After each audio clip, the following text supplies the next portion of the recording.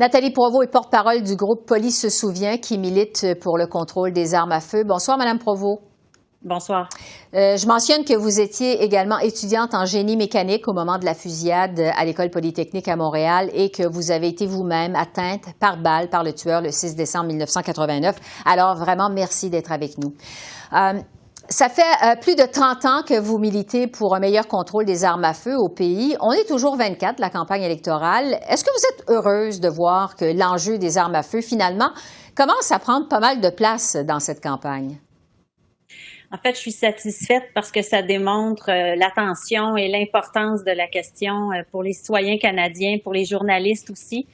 Il faut ne jamais oublier que tous les enjeux reliés aux armes à feu, c'est lors des campagnes électorales où on peut vraiment faire entendre notre point de vue.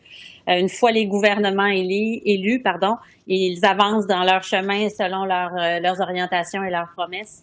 Donc, pour nous, c'est précieux d'avoir du temps avec vous aujourd'hui pour pouvoir parler et échanger sur cette question stratégique pour la sécurité des Canadiens. Oui. Sur la position des conservateurs, justement.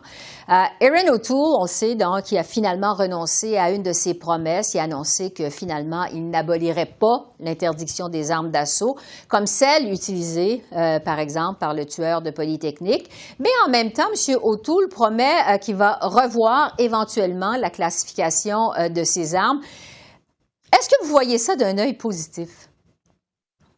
Je vois ça comme acheter du temps. Évidemment, je ne suis pas proche des stratèges conservateurs, mais compte tenu des différents engagements que M. O'Toole a pris auprès des groupes qui militent pour les armes à feu, j'ai beaucoup de difficultés à croire que tout à coup, il vient d'être illuminé, puis il pense que c'est vraiment important que les armes de style d'assaut soient complètement retirées des mains des Canadiens, comme ce que nous, on prône et qu'on demande depuis plus de 30 ans. Ouais.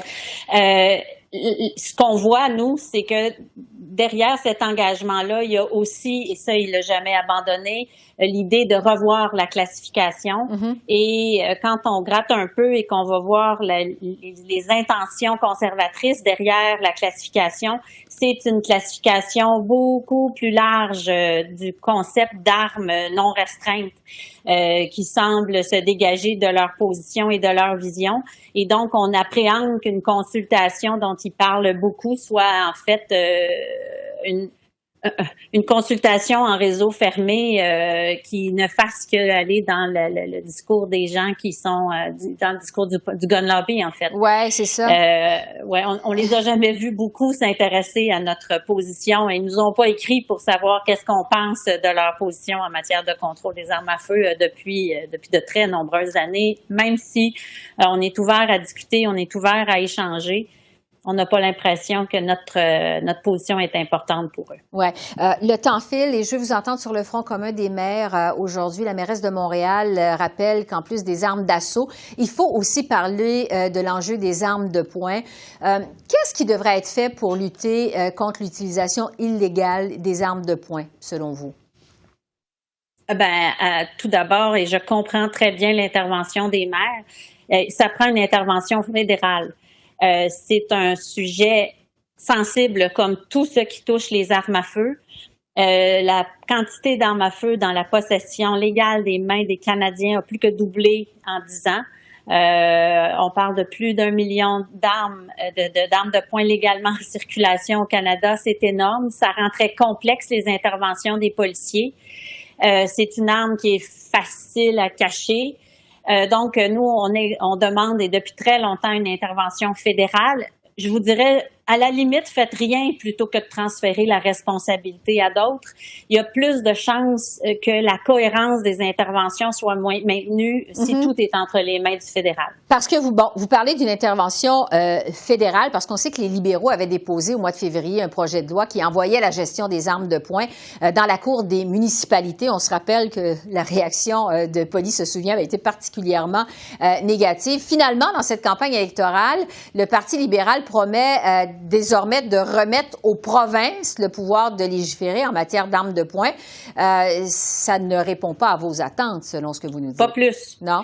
Pas plus. Ce qu'on a demandé, nous, depuis le début, En fait, ils ont la responsabilité constitutionnelle de ce type de dossier-là, qu'ils assument pleinement leurs responsabilités. C'est pas vrai que c'est une nouvelle version du fédéralisme, pas quand on touche à une question aussi importante pour la sécurité de tout le monde. Il faut que ça demeure entre les mains. Et peu importe le parti qui prône de ramener la responsabilité à d'autres niveaux, nous, on est convaincus que c'est pas une bonne façon d'intervenir pour la sécurité des Canadiens. Oui, parce que, bon, les conservateurs, de leur côté, affirment qu'au lieu de lutter contre les armes de poing qui sont achetées tout à fait légalement, il faut plutôt lutter contre le trafic illégal des armes à feu aux frontières. Qu'est-ce que vous pensez de cette recommandation-là, suggestion-là des conservateurs?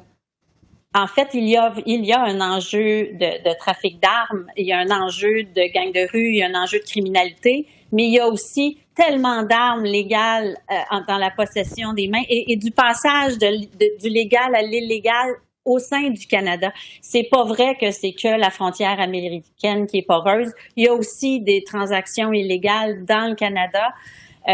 Statistique Canada est en mesure de le démontrer. Là, j'ai pas les chiffres sous les mains.